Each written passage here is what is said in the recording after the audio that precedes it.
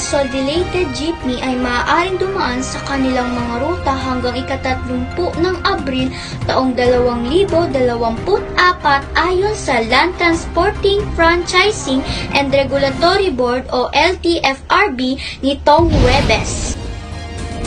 Ayon sa DTI o Department of Trade and Industry, kailangan pang higpitan ang sinturon ng mga consumers dahil sa tataas na presyo ng mga pangunahing bilihin tulad ng bigas,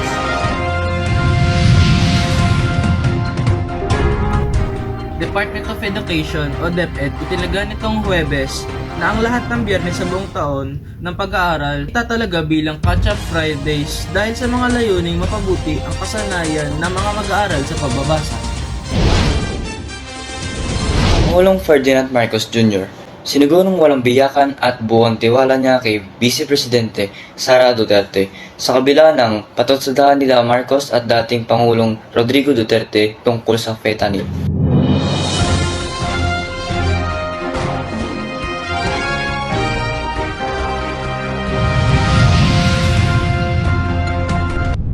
Unconsolidated jeepney ay maaaring dumaan sa kanilang mga ruta hanggang ika-30 ng Abril taong 2024 ayon sa Land Transporting Franchising and Regulatory Board o LTFRB nitong Huwebes. Siyempre, mas maganda yung para iwas nga naman sa disgrasya, di ba? Aksidente. Ganun.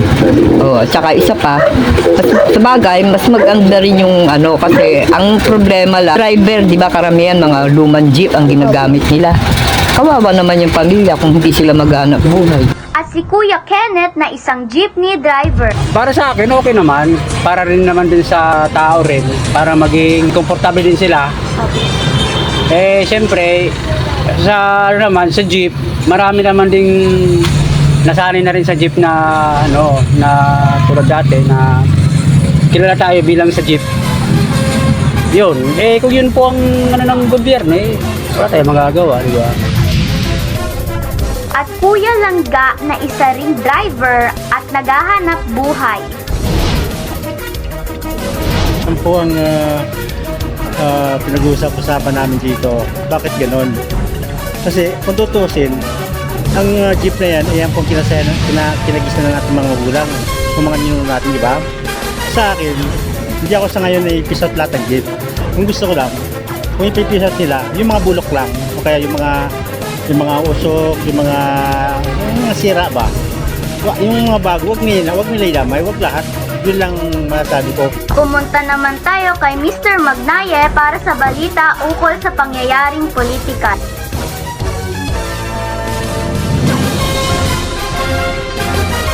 Maraming salamat, Ms. Alvarado. Ito naman ang update sa pangyayaring political. Pangulong Ferdinand Marcos Jr. sinigurong walang biyakan at buong tiwala niya kay Vice Presidente Sara Duterte sa kabila ng patutsadahan nila Marcos at dating Pangulong Rodrigo Duterte tungkol sa fentanyl. Marcos, ikinlarong sa Martes ang kanyang state visit sa Vietnam matapos matanong kung pananatilihin bilang kalihim ng Department of Education or DepEd ang presidential daughter. Communist Party of the Philippines o CCP, tinawag na kontradisyon sa pagitan ng pasistang mapang-api ang naturang bangayan, bagay na hindi nire-representa ang interes ng manggagawa, pesante at intelektual. Ang isang pasista ay naniniwala sa sapilitang pagdurog sa oposisyon ng isang leader, diktador bukod sa pagpapalalim ng personal na karapatan sa ikabubuti ng bansa o etnikong pangkat. Wika naman ni CPP Chief Information Officer Marcos Balbuena. Both Marcos and Duterte, in fact, represents the worst of bureaucrat, capitalist and ruling oppressive and exploitative classes of big landlords and bourgeois compradors, and both promote fascist oppression and imperialist domination by foreign countries in the Philippines. The rallies last Sunday saw both reactionary camps squandering public resources to buzz in people to conjure the illusion that they enjoy broad support. They took advantage condition to entice them with entertainment and promises of government aid. Nagpa ni Balbuena, just as his dictator father promoted the false image of a new society o bagong lipunan to cover up the abuse of power under the material law. Dictatorship Marcos Jr. is now spending hundreds of millions of pesos to plaster all over the slogan of a new Philippines. to lend luster to the old rotten semi-colony and semi-feudal system that is marked by economy, oppression, political, repression, foreign domination, and gross corruption. Crisis. Conditions under the Marcos regime, the revolutionary movement in both the cities and country, sides are bound to heighten and fight with even greater tenacity, along with the revolutionary armed struggle being waged by the new People's Army. Balik po kami pagkatapos ng isang maikling commercial. Magandang araw, Evanians! Ako nga pala si Sambiado, ang magtatalakay ng trivia natin ngayon. Miguel Malvar ang nakalimutang presidente ng Pilipinas at magiting na general noong revolusyon. Si Miguel Malvar y Carpio ay pinanganak noong Setyembre 27 taong 1865. Namatay naman ito noong Oktubre 13 taong 1911. Si Miguel ay isang Pilipinong general na naglingkod noong himagsikan ng Pilipinas at kalaunan sa kasagsagan ng digmaang Pilipino-Amerikano. Ginampanan niya ang pamamahala ng paghimagsikang hukbong katihan ng Pilipinas noong huling bahagi ng sigalot pagkatapos sumuko si Emilio Aguinaldo sa mga Amerikano noong 1901. Ayon sa ilang mananalaysay, maaari siyang itala bilang isa sa mga pangulo ng Pilipinas, subalit kasalukuyang hindi kinikilala ng pamahalaan ng Pilipinas. At dyan na po nagtatapos ang trivia natin ngayon. Ulit, ako si Sambiado ang nagtalakay ng trivia natin. Bye-bye po! Nagbabalik ang EVNHS Daily News. Magandang araw sa inyo mga Evanians. Ako si Renzo Belgrado, ang inyong ang tagapaghatid ng balitang pang-edukasyon. Catch-up Friday ng DepEd magsisimula na sa Enero 12. Itinalaga ng Department of Education o DepEd nitong Huwebes na ang lahat ng Biyernes sa buong taon ng pag-aaral ay itatalaga bilang Catch-up Friday dahil sa layuning mapabuti ang mag-aaral sa pagbabasa.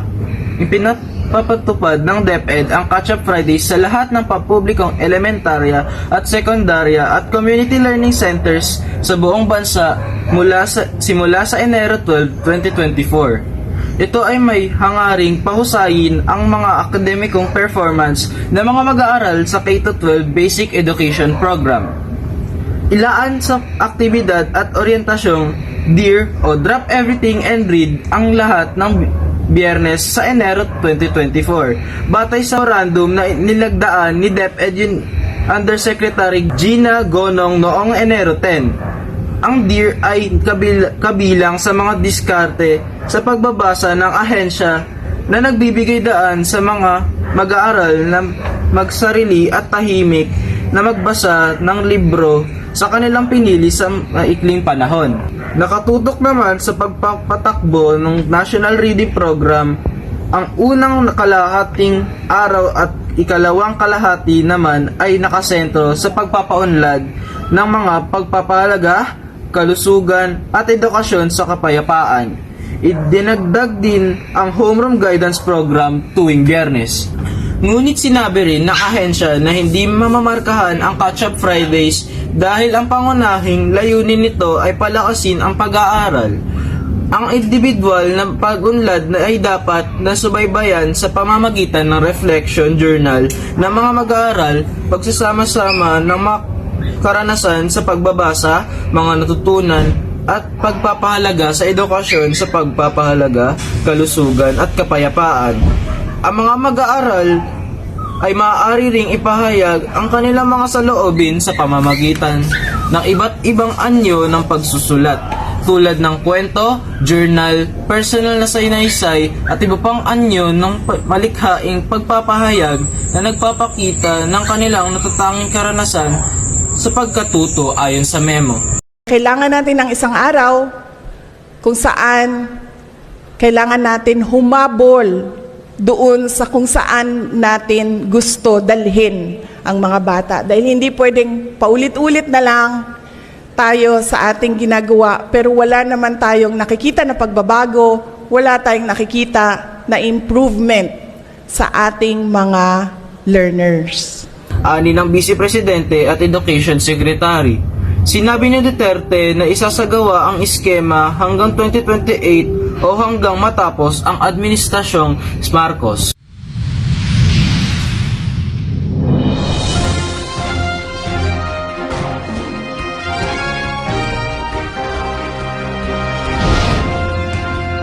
Sa huling balita, ako si Brent Yuan Faldon.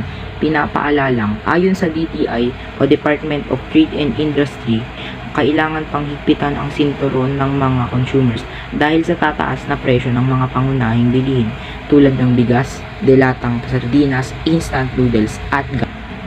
Sinabi ng DTI na may kabinbing petisyon ang mga manufacturer para sa pagtaas ng mga presyo ng mga produktong ito, kasama ang delatang karne, kape, bottled water, asin at condiments. Ayon din sa DTI, maaaring 0.25 hanggang 7.25 ang hinihiling na pagtaas ng mga presyo. Maaari namang umabot sa 2 pesos hanggang 250 pesos ang price adjustment sa mga produktong tinapay tulad ng Pinoy Tasty at Pinoy Pandesal. Maging ang mga manufacturer ng baterya, kandila at sabon ay humihiling na rin sa gobyerno na magtaas ng presyo. Sinabi naman ng DTI na nagpetisyon ang mga manufacturers noong 2022 para sa pagtaas ng presyo. Ayon kay DTI Assistant Secretary Amanda Nograles, kasalukuyang nakikipag-usap at nakikipagpatawaran ang DTI sa mga manufacturers kung paano makokompromise 63 sa halos 200 items sa listahan at pangunahing bilihin ang humihiling sa DTI ng pagtaas ng presyo. Ani naman ni Nograles, hindi lahat i-approve sa bulto ngayon, January. Kung sino ang naunang nag-file noong 2022 at early 2023 ang mauunang ma-release. Iba-iba naman ang komento ng mga mamimili dito, tulad ni Nanay Haiti at Tatay Frankie. Kasi mataas. Oo, mahirap. Kasi, Sa isang ordinaryo ang mamamayan ang sapat lang kinikita ba? sapat lang yung kinikita, tapos mahal ang bilihin, hindi kakasya yung aming budget. Kaya maraming nahihirapan sa pagtaas ngayon. At syempre si Ate Ami. Marami, kasi pag tumaas ang bilihin, marami ang taong magugutom. At hindi nila halos ma-afford yung mga binibili nila. Mostly ang namimili rito, laging sinasabi sa amin, budget lang. Kasi hindi talaga nila kayang ma-afford yung bilihin pag mataas ang bilihin. Unlike kung normal lang yung price, kahit sabihin natin normal, hindi naman mababa, kaya pa nila ma-budget yon. Katulad ng magkakaldereta sila, wala ng patatas. Or talagang pipiliin nila, maliit na lang. Kasi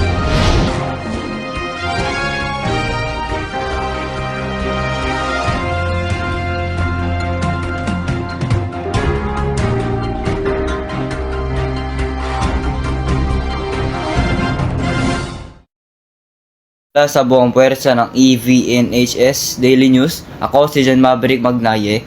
Ako si Renzo Belgrado. Ako po si Sambiado. Ako po si Rio Marie Barrientos. Ako po si May Alvarado. Ako si Glyce Misi Millares. Maraming salamat sa inyong pagsubaybay. Magandang araw!